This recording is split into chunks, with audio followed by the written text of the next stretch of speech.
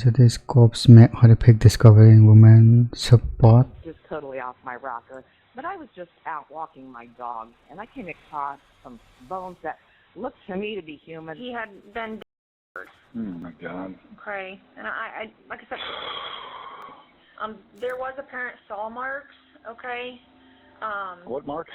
Saw. Oh, marks. saw. When a human spine is discovered by a woman walking her dog in Mercer County in January 2016, it launches an investigation that will take years to unravel. Even with a bone-chilling confession, investigators are left questioning the truth behind their victim's unimaginably gruesome demise, and they will soon find themselves with another body on their hands before the case is over. The Another one. following What the report is based on devil? official police records, and most of the footage has never been seen until now. Following the 911 call from the concerned dog walker, police hidden among the frozen brush in a fairly remote area in Mercer County. Though they conducted a thorough search of the area, no other remains were found. This left investigators with two main questions: who was their victim, and where were the missing?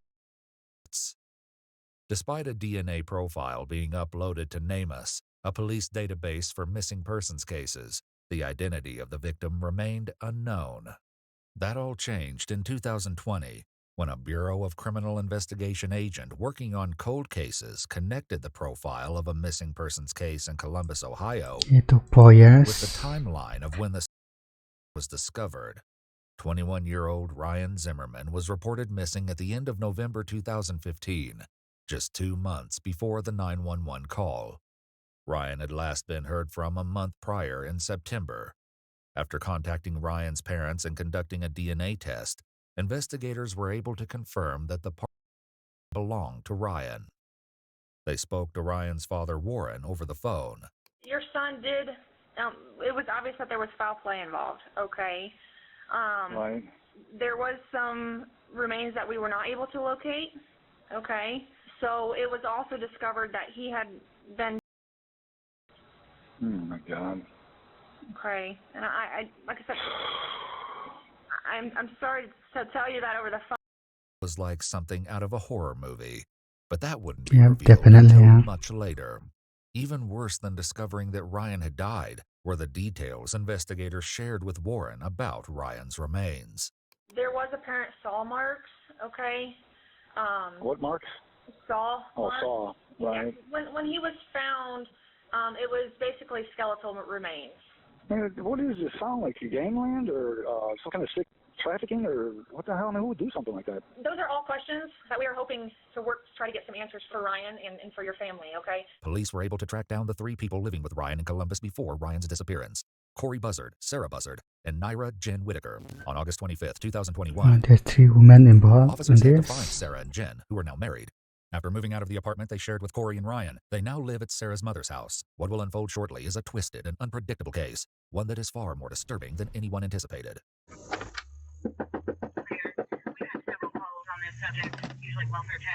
It takes a few minutes, but eventually Sarah answers the door.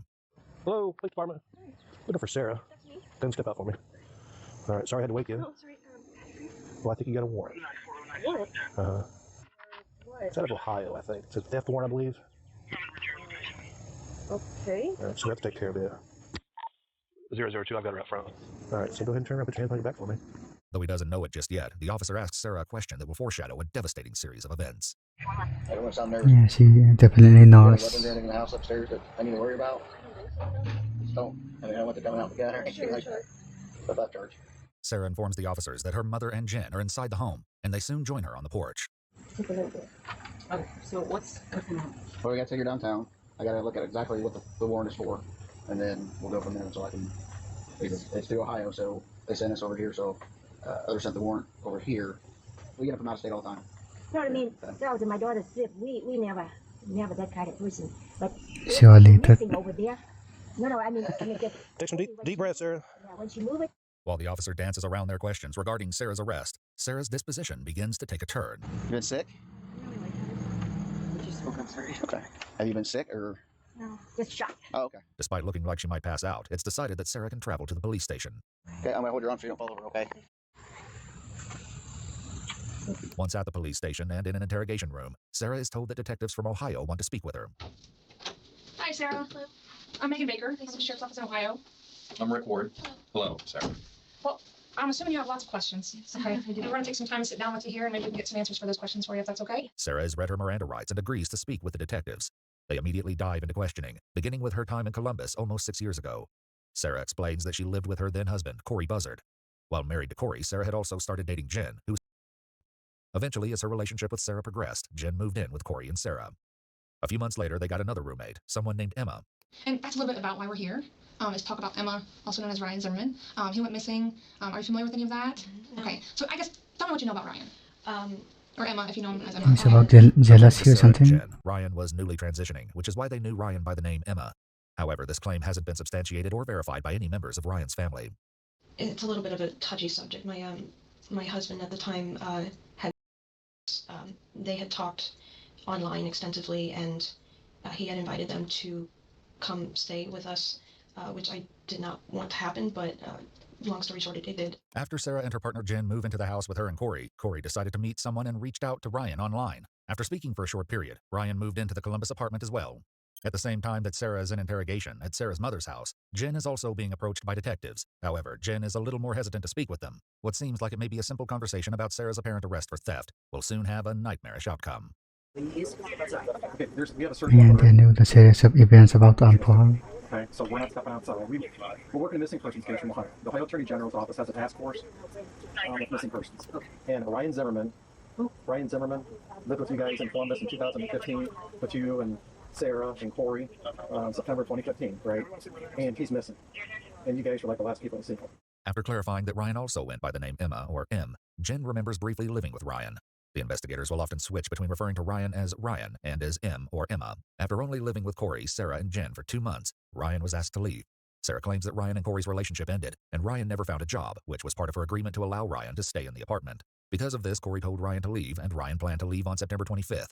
This timeline correlates with the last time anyone heard from Ryan. I know that they had tried to plead with me to give them another chance, but I said that I'd already given too many chances, and that it was Corey's call, ultimately. And I remember them packing, and either I went to the store, or I was in a different room, I don't remember, I can't quite remember. Who was all home at the time? I was, Corey was not, and then my girlfriend was over, so we might have been in the living room. I honestly, I don't remember. Okay. I just know that 1 minute Emma was there, and then the next he had just left. Okay. Did you see him leave? Like pull away in a vehicle or something? Somebody pulled up and he got in the car and drove off. I thought that he might come back because he did leave his car, but he didn't come back, and then we didn't hear from him again. There will eventually be troubling discrepancies in Sarah and Jen's stories. The detectives at Sarah's mother's house asked Jen a follow-up question about Ryan's vehicle. What kind of car did he have? Did you ever ride in the car? You were never in his car? Okay. Had you ever driven it? Yes. Okay. To the store or something, or what did you drive it? To a gas station. I couldn't get it to start again, so I had to call a tow company to bring it back. But I was embarrassed about it because I didn't really have permission to drive it. So did you drive it while he was still living there? No, this was after he'd left. Oh, okay. Were you by yourself during this? My girlfriend was with me. Unknowingly, Sarah has just unraveled one of the mysteries behind Ryan's disappearance. Warren, Ryan's father, had been alerted that something was wrong when Ryan's vehicle was found abandoned. Though the license plate was missing, police found some of Ryan's belongings inside the vehicle, along with the keys and a full tank of gas. Warren had taken it upon himself to knock on neighbors' doors to see if they remembered anything useful about the car or Ryan's disappearance. To his surprise, someone did. One of the neighbors said they saw the car get dropped off by a tow truck near the apartments where Ryan was staying with Corey, Sarah, and Jen. And about a half hour later, the Columbus Police Department came and wrote the ticket up and had the vehicle towed. I'm thinking, why would somebody, it was like they wanted it to get picked up. Sarah claimed that she thought the vehicle had vanished because Ryan had returned and took it. What she doesn't add, not yet at least, is that there's an unsettling reason since she'd been using Ryan's vehicle that day. Before moving on, the detectives returned to the question of Ryan's behavior before leaving the apartment. Jen reluctantly gives the detectives some background information about the living situation before Ryan left, claiming Ryan was usually in the spare bedroom and was reclusive. Jen believed that Corey regretted asking Ryan to move in with them. It was kind of weird. I guess how weird? Like, was she just kind of clingy? That's the thing too. No, Em was so. Okay, I have pretty bad social anxiety. Why even move in the first place then? Em seemed to have way worse social anxiety. Okay. And how was M's behavior then? Excessively shy. Okay. Jen also explains the reason for some of the tension with Ryan. Sorry, it's just the anxiety. Sure. I don't like to admit that, but it was just weird. Corey brought another trans person into the house because that's what they wanted. I shouldn't use gender neutral for Corey because that's confusing. Oh, just clean the room, bruh.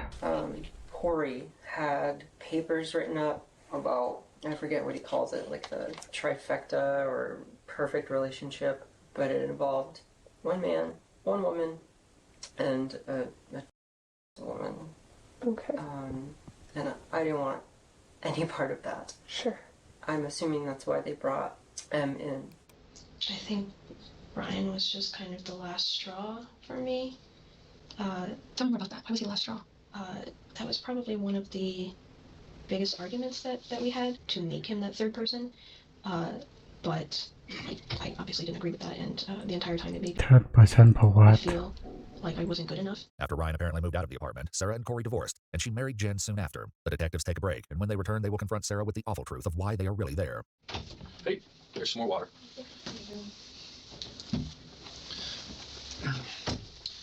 Sarah, I don't know if you know this or not, probably not, but they're talking to Jennifer right now, talking to your mom, and also talking to Corey. And there's some major inconsistencies about this with your involvement with Ryan.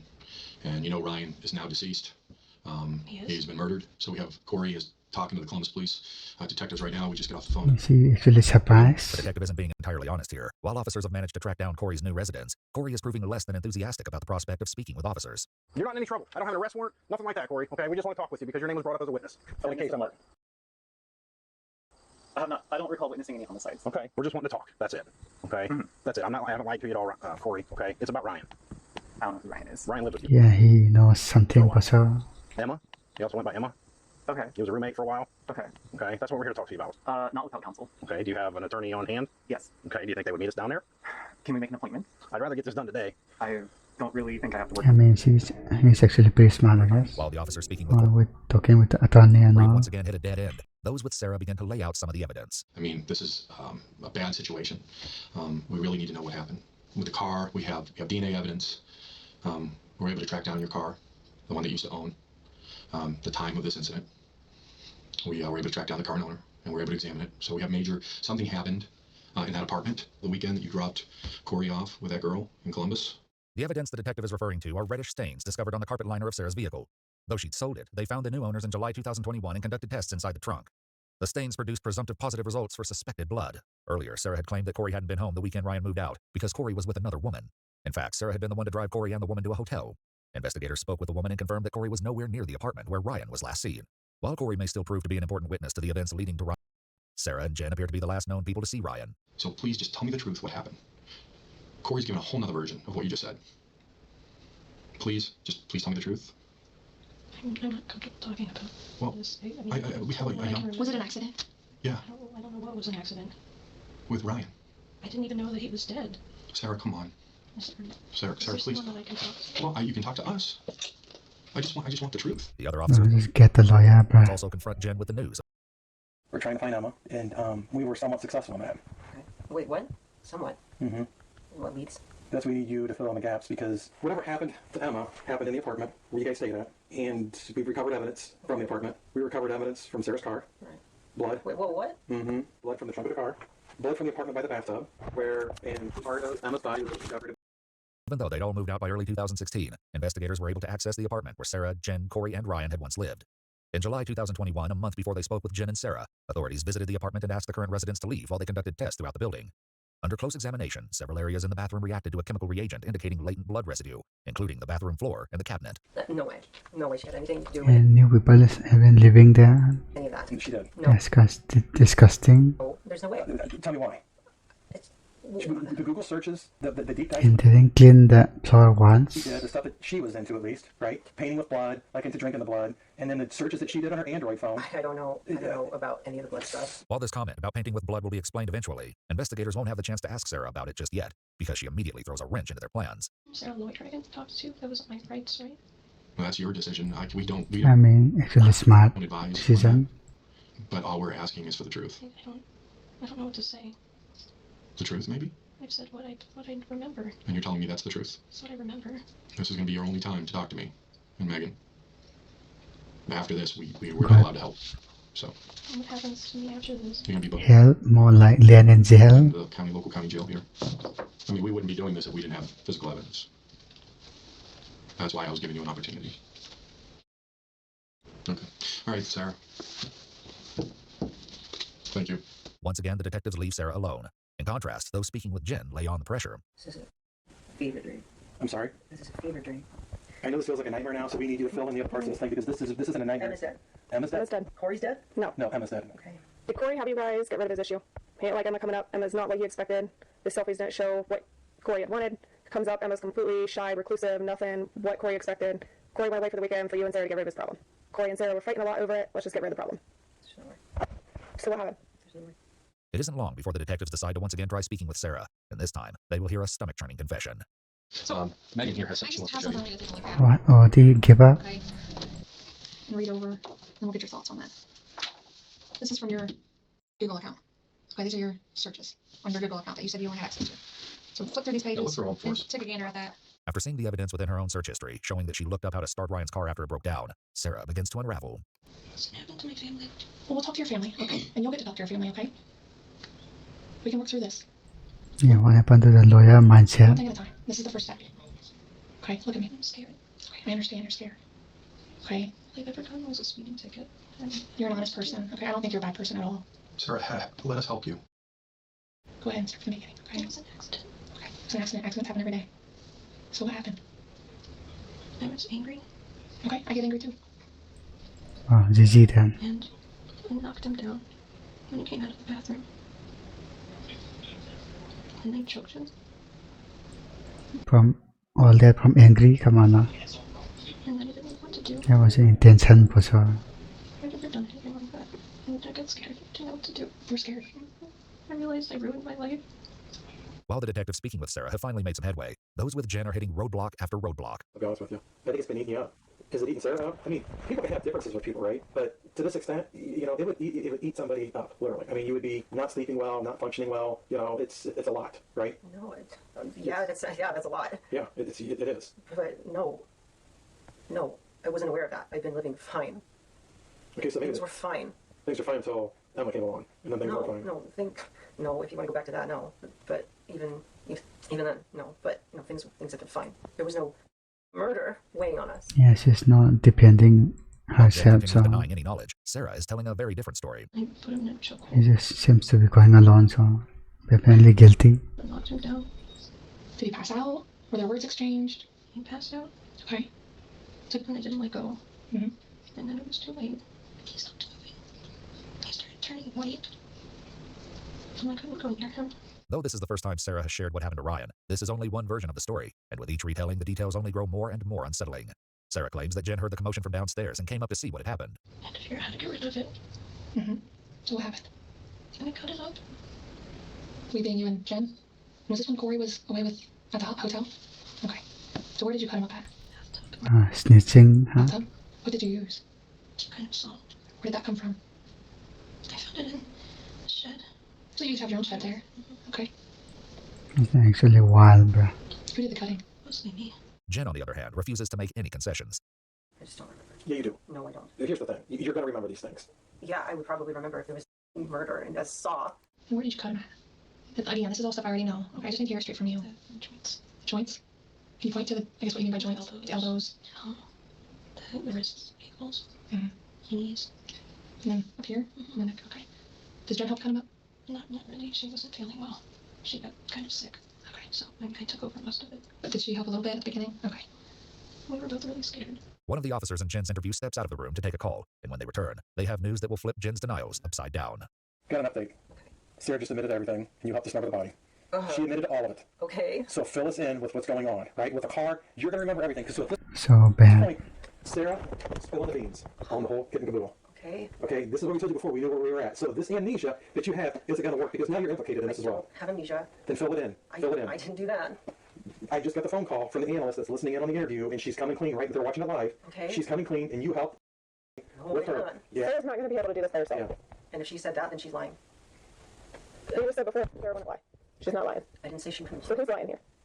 It's not Sarah. It is definitely Sarah. If she said that whole... Yeah, I would remember that. Just to the point because you're being implicated now. So now it's a lie. No. We just want to get Emma his family's... Yes. Where did you guys go? And this was to get a lawyer With the first. body. All right, let's get to this part here. Where did you go with the body? And don't say you don't know. Because I don't have to say I don't know for that because we didn't do that. Luckily for investigators, Sarah is giving them all the answers. This, however, is only her first confession, and she will eventually share another that changes everything. So, you got him cut up, then what happens? We have to figure out where to put everything. So where did you say you put his belongings? Where did those go? Like his clothes and his... Just in one of the bags. And where did they go? We put those in a bin. Like a dumpster? No, like a Tupperware bin. Oh, okay. And where did that go? In the back of his car. Okay. We were going to drive the car somewhere. Mm-hmm. And leave it. But the car wouldn't start.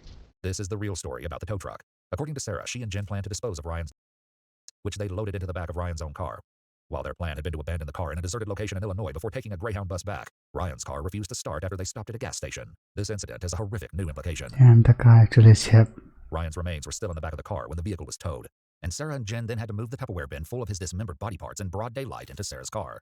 They left Ryan's vehicle in the street, where the police eventually towed it away. We started driving and trying to get rid of little things at a time. On the road, or is there special spots? In public dumpsters. So did you dispose of like, his limbs in different spots? Okay. Do you know where those spots are? We just stopped wherever something looked okay. Like some excluded or something like that? Like couple gas stations. Mostly just public dumpsters. I really don't know. While Sarah doesn't clarify, they only even more alarming destination. Here's the thing. You have been holding back this whole time with all this stuff because I don't think you thought Sarah was going to be honest about it, but she is. Oh, okay. So let's do the right thing. And you wanted to do the right thing, right? So tell us about that. About please. what? About the where you went from there. I don't remember anybody.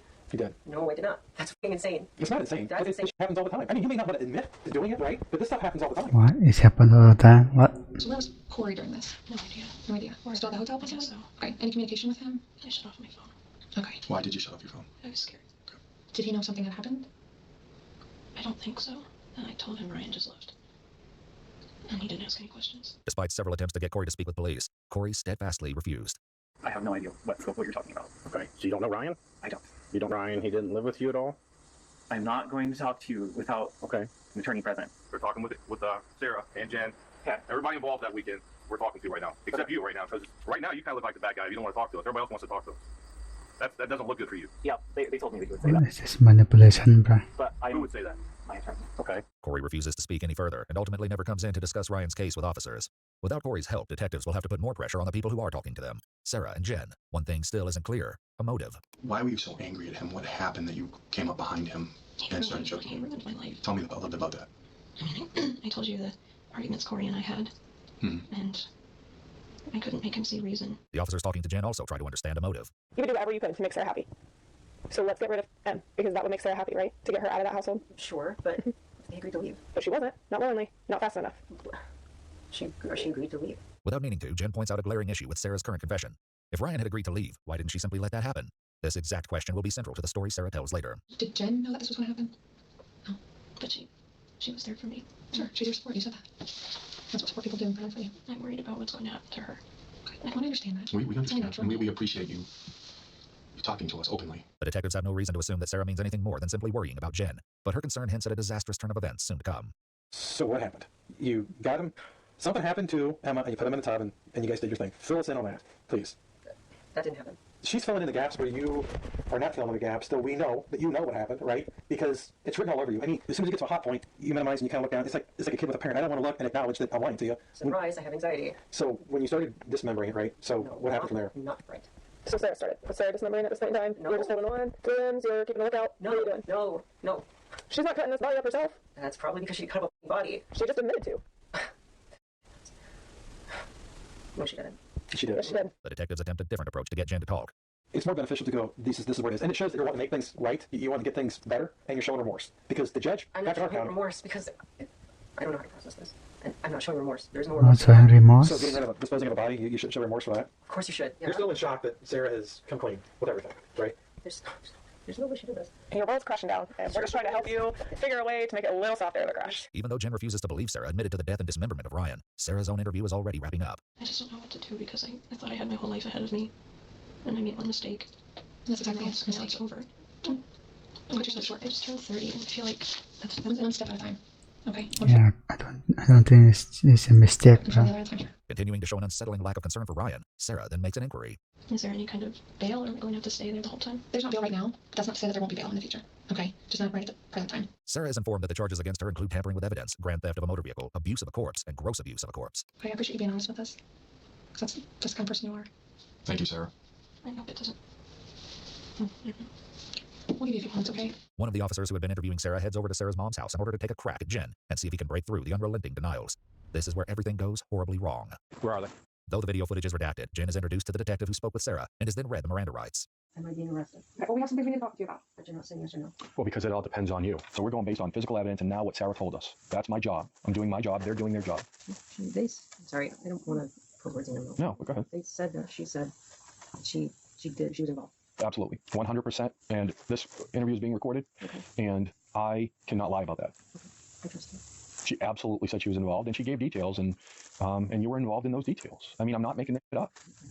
I don't know how I was involved. Well, she told us how you were involved, but I don't want to go into those details because if you tell me and something's different, I have to go back and talk to her and try to iron out the inconsistencies. Hearing that the detective isn't lying about Sarah's confession seems to be a turning point for Jen, but not in the way they hope. I don't remember any of that.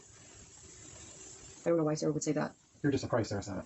Of course I am. Right, because you've gotten away from this whole time until today. After hours of conversation, the new detective points out something that the others have failed to notice. While speaking with the officers, a purse has remained on Jen's lap. What's in your purse? Comfortable. Purse? After Jen explains, they quickly move on and continue questioning, this time about the evidence they've uncovered, a choice that will likely haunt the detectives for the rest of their careers. And we found large quantities of blood in the trunk from Emma. That's a clue. We call them police work. Is something of Ryan in the You know, I'm not trying to be purse? facetious, but that's called a clue. You know, so I mean, when we put two and two together, and then we talk to Sarah, and it all kind of matches up. You know what I mean? It all matches up. What's going to happen to her? Well, I don't know. It all depends on what you tell me. To my knowledge, she didn't do anything. But I'd be more worried about yourself right now. Why? Because of what she's telling us and the physical evidence. And the social media search warrants that we did. I'm not worried about myself. There's a very good reason Jen isn't worried, and once again, the purse comes up. You don't have any, like, weapons in there, do you? What are you playing with? Weapons? So, Jen, like we talked about, you asked if you were under arrest. You are going to be placed into custody. I want to, before this gentleman, he's a detective with the Marion, City of Marion Police Department. You're going to be booked into their... A gun? Damn. I think an ambulance shot fired. How long's your hand in that? 0 you get a response scene. There's someone. Affirmative. Negative. No officer involved. Just as officers began their arrest, Jen pulled a small handgun out of the purse. While this is happening back at the police station, Sarah is led away in handcuffs. Unbeknownst to her, Jen has just died. Stand up, turn around, put your handcuffs, okay? Am I able to use the restroom again before? Well, when we get over to the jail, I'll let you use your restroom over there, okay? Months after her arrest and Jen's death, And just like that. Sarah is brought in to share an entirely new version of Ryan's death. Good morning. How are you doing, Sarah?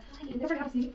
People here. We didn't want to be rude, drinking our coffee in front of you, so we got you one. Feel free. Thank you so much. Have it if you like. If you don't like coffee, then I haven't had coffee for so long. It's a specialty. It's a Cinnabon, so okay, so good. After a few more So pleasantries, it's obvious that she's actually involved then. investigators clarify with Sarah that her lawyers agreed she can speak with them, and they read her Miranda rights. They immediately begin by discussing Sarah's new confession. In this discussion, she refers to Jen by the name Naira. On the morning of the 26th, Naira started voicing some plan about.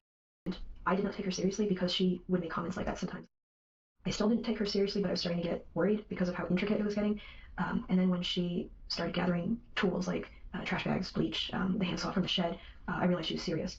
So I tried to talk her out of it, calmly at first, and then I started So blame it all on her, a little bro. hysterical. And she told me that if I didn't help, that she was going to do it anyway. And usually at this point, the attorneys ask me, well, why did you do it? Why didn't you call the police? Why didn't you kick her out? And it was because I loved her. I was so scared and horrified, but there wasn't. I didn't stop. I didn't stop her. I didn't. What? That doesn't make any sense. Well, she had a rag that she dipped in bleach, and she had a bottle of vinegar next to her, to add to it when the time came because I guess they had some kind of chemical reaction or at least some kind of poisonous gas. I don't really know, but she did the research for it. Though Sarah has significantly shifted the roles that she and Jen play in the planning and execution of Ryan's death, she still tells detectives that she jumped on him when he came out of the bathroom before Jen then held the rag over Ryan's mouth. The changes in her story only become more apparent as the details grow even more brutal. When he started making these guttural gasping noises, Naira let me get out from under him, and I curled up in the office and cried. So I stayed in the office for a while until she did get him in the bathtub, and she had put that into the freezer so that she could deal with it later. Since her arrest, investigators have discovered chilling evidence, something they'll bring up shortly. In this retelling, rather than Jen being the one to dispose of Ryan's clothing, it was Sarah who took on this job. However, this doesn't mean she didn't help with the dismemberment. She started to get intestinal cramps, so she went to lie down and said I had to take over. So I put the hands in one bag, the hands and the feet she told me to put in a bag, and then she also put it in the freezer for later because she said those would be the two big identifying factors and she'd have to deal with them separately. So I removed the forearms and the calves at the joints. It was slow, exhausting work, and I did not work fast enough. Her original idea was to cut up everything into a small, manageable piece.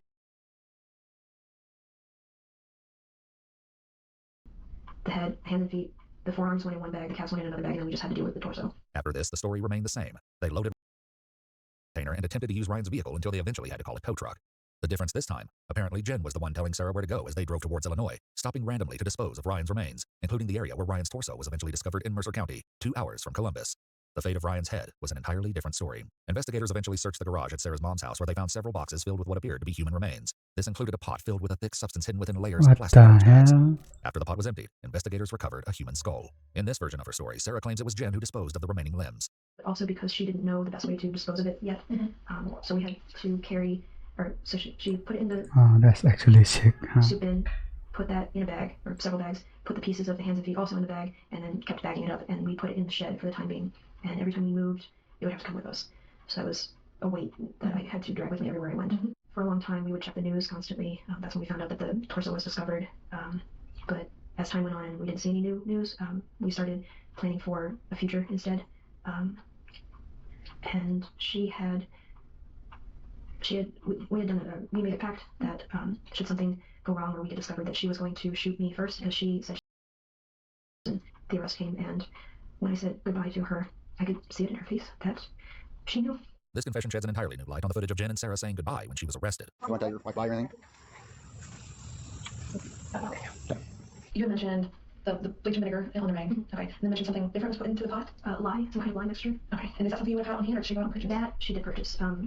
The head in the freezer didn't draw any attention because she had packed like vegetables and stuff in front of it, so it didn't look like it was anything. This is a horrifying detail. While Corey was still living in the house, hidden just out of sight behind some frozen vegetables, the detectives take a quick break before returning to clarify a few more details, including the comment investigators initially made to Jen during her interview about Sarah painting with blood. So art for me is a coping mechanism, and I know that Randy and Eric had mentioned that there were two pieces in particular that gave people red flags. One was a painting of a sheep with that was done in blood, or some of it. That piece I had done prior to ever knowing about Ryan. That was a coping mechanism for everything that I'd been through with Corey. Sarah posted this drawing to her illustration Facebook page in June 2015, titling it Sacrificial Lamb. Though she created it a few months before meeting Ryan, it eerily depicted the lamb dismembered and decapitated. The other one was a mermaid holding a human head, and I know that people thought, or at least I heard, that this was like showing like, look what I did. What Sarah doesn't mention is that she titled this drawing, Till Death Do Us Part. But that was also a coping mechanism, having to drag that around with me everywhere we moved. During the interview, Sarah also doodled a quick drawing of the saw they used to dismember Ryan. The elusive motive still needs to be clarified, and so detectives ask the haunting question of why Sarah and Jen didn't simply let Ryan leave the apartment as planned. The thing she said was along the lines of, someone like that doesn't deserve to be out in the world to ruin someone else's life. So I think in some perverse way it was her idea that she...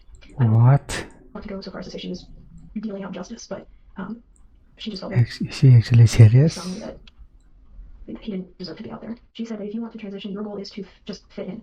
And that's what she tried to do. She didn't point out anything. She tried to be as feminine as possible because that's what she wanted to be, was a woman. And so with people like Ryan, who say that they're transitioning but are not really making the effort, really bothered her. She more commonly said things like, he's a disgusting human being, or the world would be better off without him. So that's why the fact that Ryan wanted to, but still looked and acted so much jealousy, huh? male, just really got under her skin. With this allegation in mind, investigators question why Sarah confessed to the crime initially. Because they were trying to protect Jen. I guess, why should I protect her at that point in time? Yeah, that's what I thought about in hindsight.